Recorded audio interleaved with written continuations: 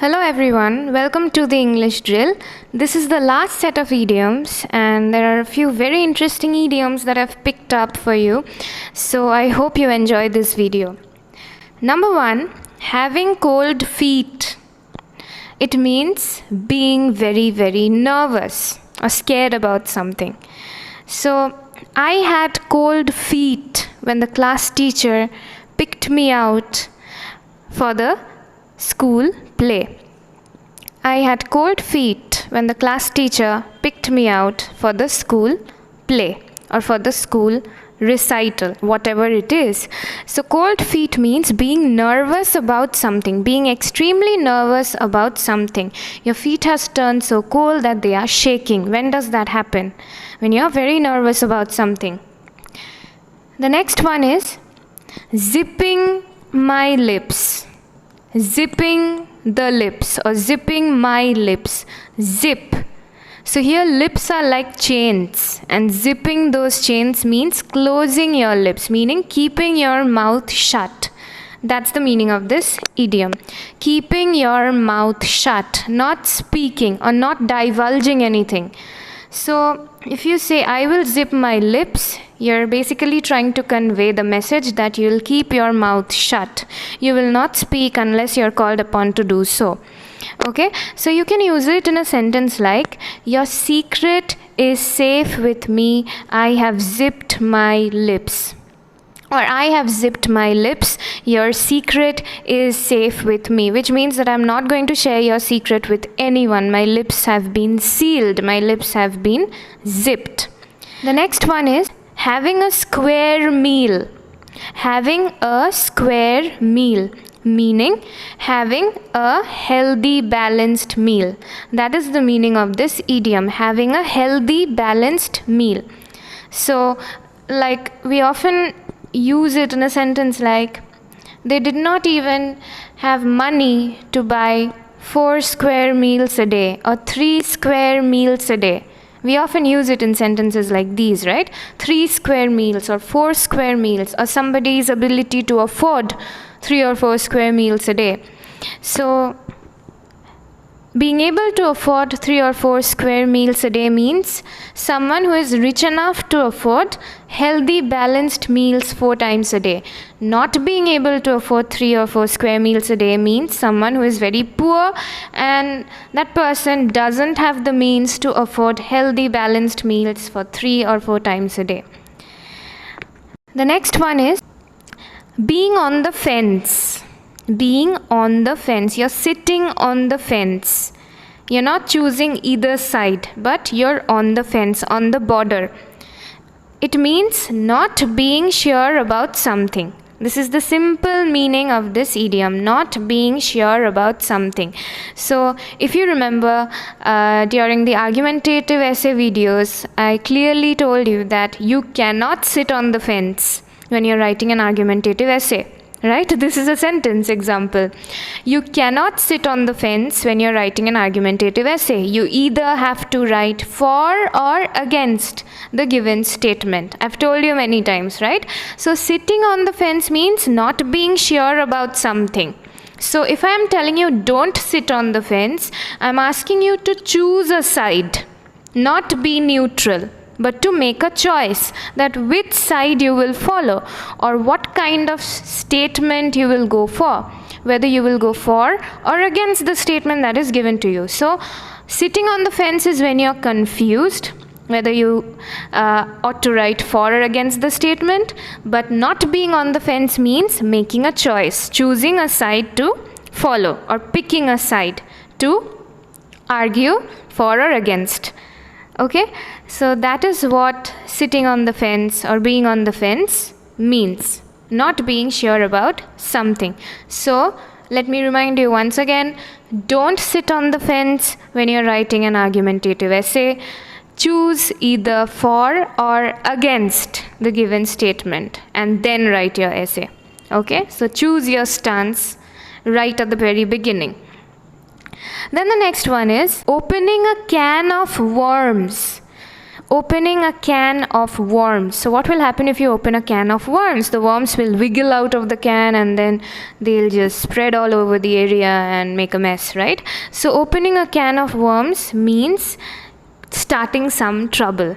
Okay, starting some trouble. You don't know what kind of worms they are, whether they're infected, whether they are harmful. You don't have any idea. Worms of any kind, they are not good, right? So they're not healthy. So opening a can of worms means starting some kind of trouble. Okay, starting some kind of trouble. So you can use it in a sentence like, when Rahul tried to mess with Ravi, he was not aware that he was opening a can of worms. Meaning, Rahul, when he tried to mess with Ravi, or when he started to mess with Ravi, he had no idea of the terrible consequences that would follow due to his actions. So opening a can of worms. So messing with Ravi can be really troublesome, and Rahul doesn't know it yet. It's not as simple as he thinks it to be. So when Rahul tried to mess with Ravi, he had no idea that he was opening a can of worms.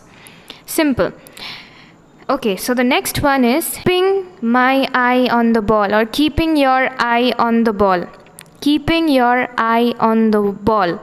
What does that mean?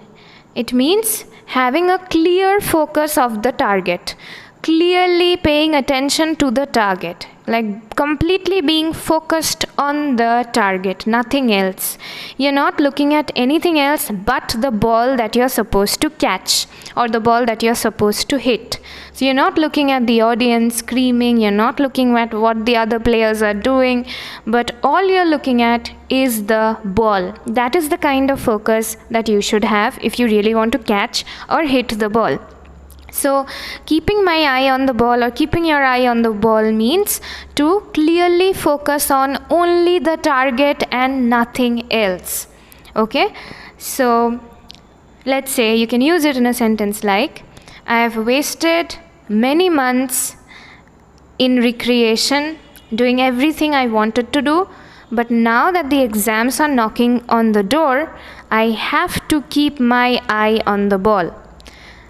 So I have spent many months doing whatever I wanted to do, spending a lot of time in recreation, but now that the exams are drawing near, now that the exams are knocking at the door, I have to keep my eye on the ball. So I have to completely be focused on the target, that is, scoring well in the exams.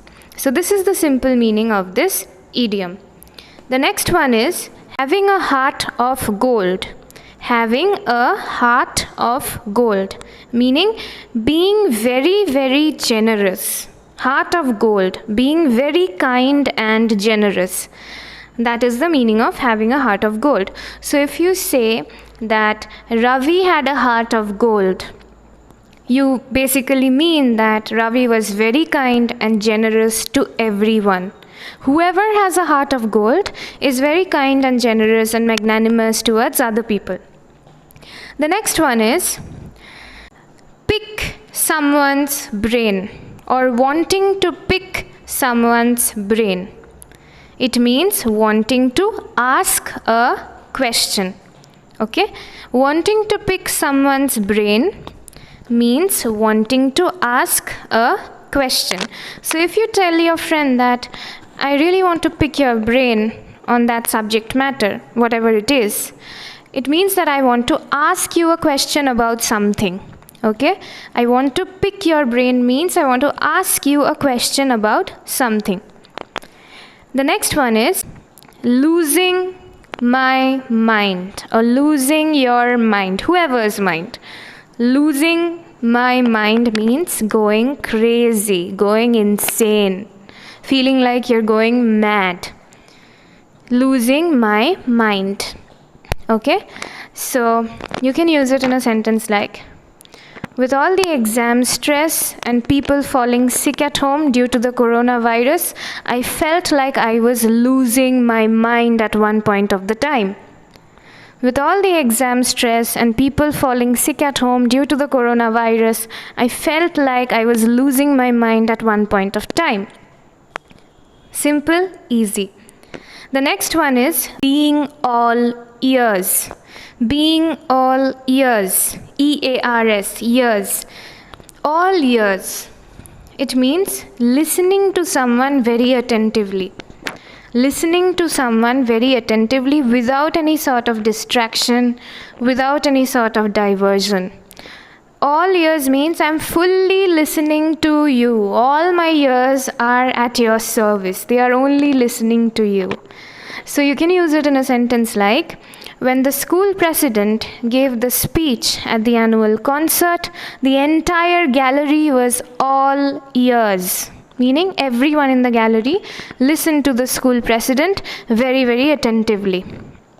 So, if you say, I am all ears, you means that I am listening to you with complete, undivided attention. This is what it means. The next one is feeling blue. Feeling blue. It means being sad. Feeling blue means being sad or feeling sad. You can use it in a sentence like, while all my friends went out and partied hard after the exams, I sat at home feeling blue. While all my friends went out and partied hard after the exams, I sat at home feeling blue. Meaning, while all your friends were out there having a great time after the exams, you were all alone at home feeling really, really sad. The next one is giving someone a hand. Giving someone a hand, meaning helping someone. When you give someone a hand, it means you're helping someone, extending a helping hand to someone. This is the meaning of giving someone a hand. So you can use it in a sentence like, please give me a hand. Please give me a hand. If you tell someone, please give me a hand, it means please help me out. I really need your help. Please give me a hand. Okay. The next one is being in a pickle. Being in a pickle. Being in a pickle. It means being in a lot of trouble. Being in a pickle means being in a lot of trouble. So if you say I was in a pickle or I am in a pickle, it means that you are in some kind of a trouble or you were in some kind of a trouble depending on the tense that you are using. The next one is hitting the nail on the head. Hitting the nail on the head. It means being absolutely correct. Being absolutely correct. Okay? Hitting the nail on the head, being absolutely correct. That's what it means. So if you say that Ravi hit the nail right on the head when he suspected that Rahul was the one to have caused all this trouble. Okay, Ravi hit the nail right on the head when he suspected that Rahul was the one who had caused all this trouble. Meaning, Ravi was absolutely right when he suspected that Rahul was the one who caused all this trouble. The next one is, it's more of a saying actually, walk a mile in my shoes. Walk a mile in my shoes. So, walk a mile in my shoes, it's really interesting. It's an interesting idiom we have here. It means that wear my shoes and walk a stretch of distance wearing them. Simply means that place yourself in my position or put yourself in my place and see how things are from my perspective before judging me. Okay? Before judging me, put yourself in my place and see how things are from my perspective. You know, come and experience a day in my life and then judge me. Okay, this is what it means. So next time someone judges you unfairly regarding something that they don't really know what they're talking about, but they are still judging you, you can tell them, come walk a mile in my shoe and then judge me. Meaning, spend a day in my life, or put yourself in my place and experience life from my perspective and then come and judge me. Giving the cold shoulder. giving the cold shoulder. When you give someone a cold shoulder, it means that you are being indifferent to that person.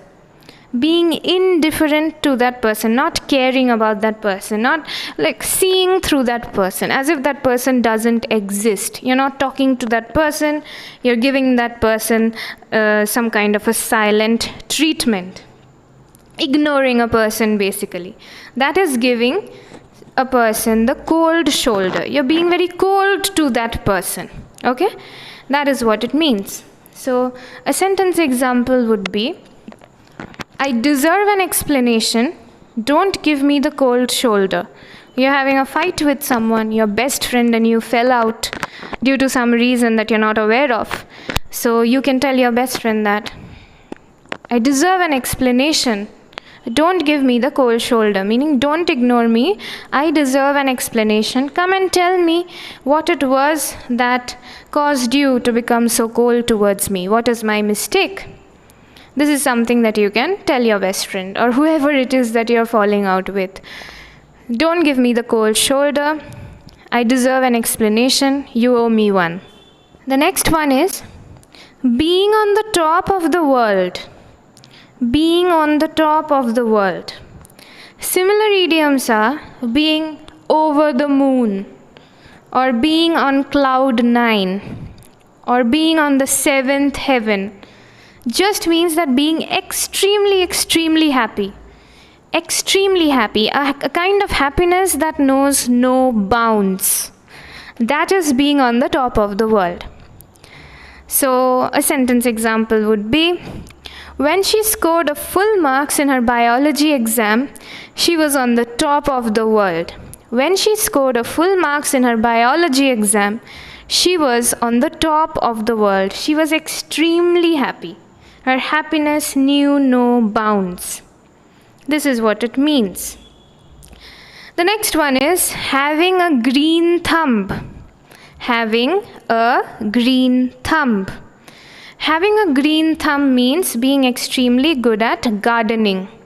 Being extremely good at gardening or growing things, growing plants. Green thumb. Okay? So you can use it in a sentence like, my mother has a green thumb. Whatever she plants prospers. My mother has a green thumb. Whatever she plants prospers. So this is the meaning of having a green thumb. The next one is seeing pink elephants. Seeing pink elephants.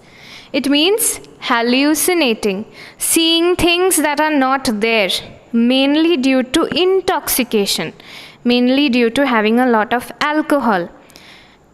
So a person is so drunk that he starts seeing pink elephants, meaning he starts seeing things that are not really there. He's hallucinating due to the effects of alcohol. So you can use it in a sentence like, you can insert it in a dialogue of your story that, don't drink too much, you'll see pink elephants on your way back home. Don't drink too much, you'll see pink elephants on your way back home. Meaning, when you're driving back home or when you're walking back home, you're going to see things that are really not there due to your intoxicated state. Flying colors. Flying colors.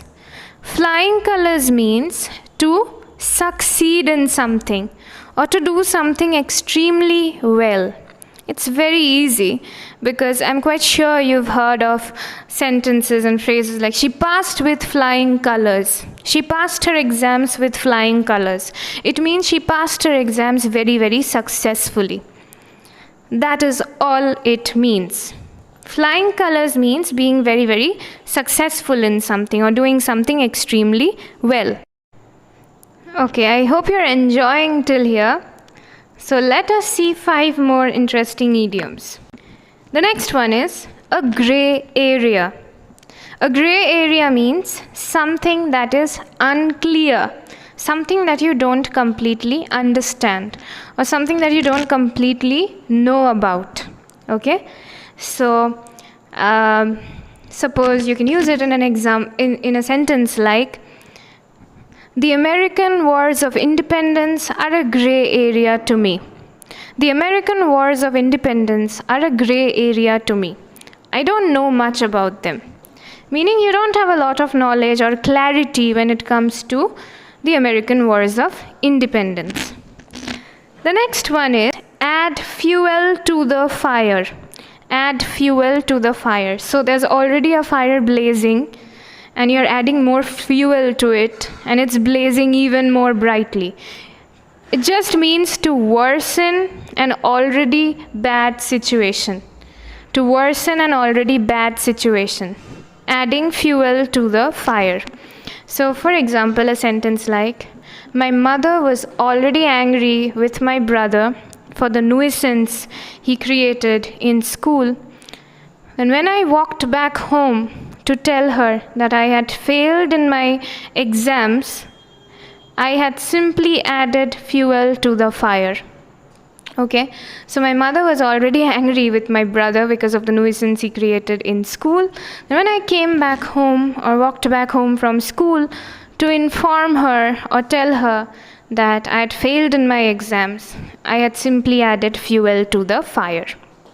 And now the fire is going to burn even more brightly and consume everything around it.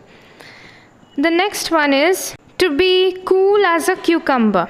To be cool as a cucumber. It means to be extremely calm under stress. To be extremely calm under stress. So, a very popular sentence example would be, MS Dhoni is usually as cool as a cucumber when he is on the field. MS Dhoni is usually as cool as a cucumber when he is on the field. The next one is crying crocodile tears. Crying crocodile tears.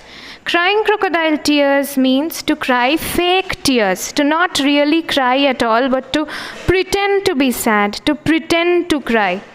So crying crocodile tears meaning to pretend to be sad, to pretend to cry. So a sentence example would be, don't cry crocodile tears to extract sympathy from others. Don't cry crocodile tears to extract sympathy from others. And the last idiom is to cross your fingers or to cross my fingers. Crossing the fingers. You cross your fingers when you want good luck. So whenever you're crossing your fingers, it's an indication that you are doing it for good luck. Crossing your fingers is a sign of good luck. So a sentence example would be, Mary had performed incredibly well in her exams. Now she only crossed her fingers for the results, for good luck. So Mary knew that she had done incredibly well in her exams. Now she kept her fingers crossed in order to attract good luck before the results. So that's it for this video. I have discussed over 100 idioms, 100 plus idioms in the 4 idiom videos. I hope you learned a lot from it. I hope you'll make an effort to incorporate these new idioms in your writings and score exceptionally well in your essays. Thank you. That's all for this video. See you once again in the next video.